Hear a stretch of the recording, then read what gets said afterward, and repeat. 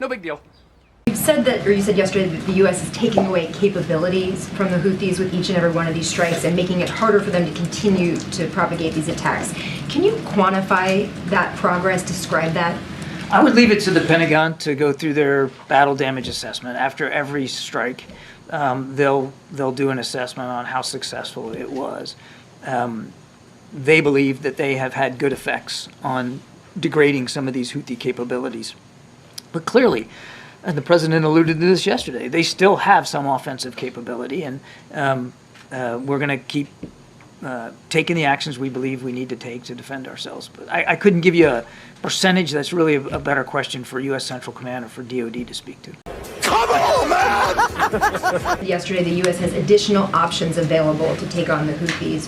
What is the administration waiting for to use those other options? Is there some red line or something that would happen? I don't think it'd be fair to say we're waiting on anything. I mean, we've been taking shots as needed, including this morning. While 3 anti-ship cruise missiles were sitting on the rails ready to go, and we knocked them out before they had a chance to launch them. We also designated the Houthis as a specially designated global terrorist. That allows us some additional economic levers that we didn't have available to us before, and we'll keep reviewing our options going forward. Again, I'll say it: the Houthis need to stop these attacks. They can make that choice. Clearly, they've made opposite choices. So we have choices to make too. And we have options available to us as well. We'll continue to explore those options. Clearly, one of the options that we are and will continue to take are in the military realm if needed.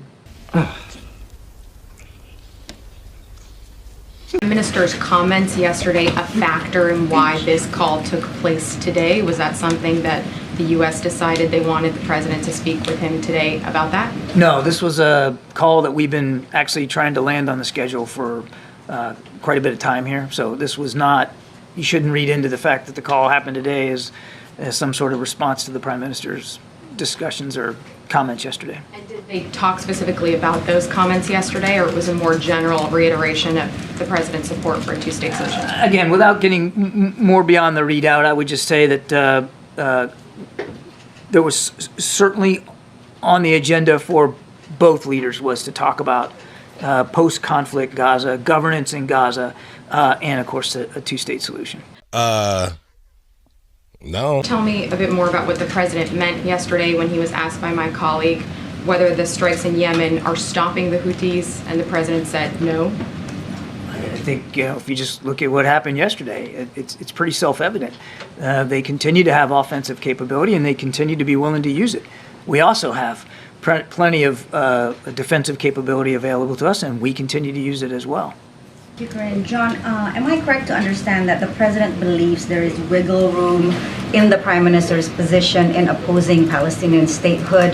And what is the president prepared to offer beyond pushing for a Saudi-Israel normalization deal to convince the prime minister to accept the two-state solution?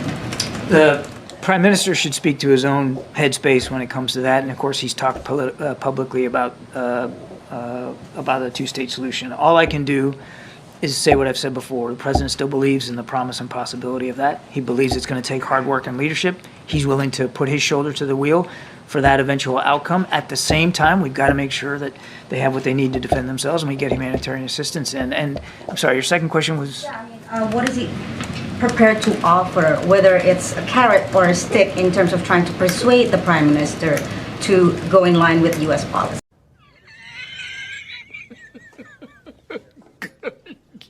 Good one. I'm certainly not going to negotiate here from the podium about a two-state solution. It is something that remains his policy, his desire to see it. We're going to continue to push for that. Okay, and Jordan says that Israel targeted their field hospital in Khan Yunis today, injuring one patient and a staff. Can you confirm this? I cannot.